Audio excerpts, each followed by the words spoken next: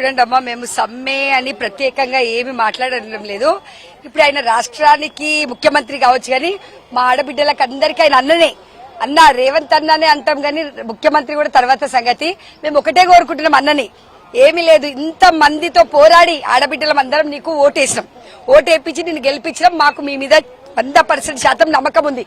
ఈ సమ్మె ఇవన్నీ పక్క పెడతాం సార్, మాకు ఇవన్నీ కాదు. మాకు మేము ఎవరితో మాట్లాడినా ఒకటే చెప్తున్నాం, మా అన్న మాకు తప్పకుండా న్యాయం చేస్తాడు. కాకపోతే ఇంకా 2-3 రోజులు ఆలోచిస్తుండొచ్చు మీరు, అంతేగాని మాకు మాత్రం న్యాయం జరుగుతుంది. నేను ఎవరు కలిసినా కూడా అదే చెప్తున్నా, రేవంత్ అన్న మనకు అన్యాయం చేయడు. ఆయన రాష్ట్ర ముఖ్యమంత్రి కావచ్చు, కానీ మా ఆడబిడ్డలకు మాత్రం ఆయన అన్ననే.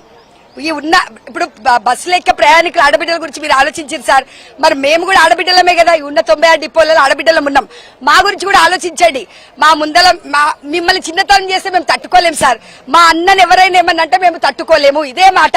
నేను అందుకే 100% అందరితో శపథం చేసి చెప్తున్నా, మా రేవంత్ అన్న మనకు ఎప్పుడు అన్యాయం చేయడు. ఆయన ఉన్నంత కాలం మన ప్రభుత్వం, మన కార్పొరేషన్ ఎక్కడ పోదు. మనం విలీనం చేసే ప్రయత్నంలోనే ఉన్నాడు. కాకపోతే ఆయన సమస్యలు ఏమైనా ఉండొచ్చు, కొద్దిగా మేము కూడా సానుకూలంగానే ఉన్నాం సార్.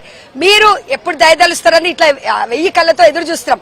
మా కుటుంబాలకు అందరికీ నమ్మకం ఉంది, ఎందుకంటే మాతో పాటు వాళ్ళు కూడా మీకు ఓటేసి గెలిపించారు.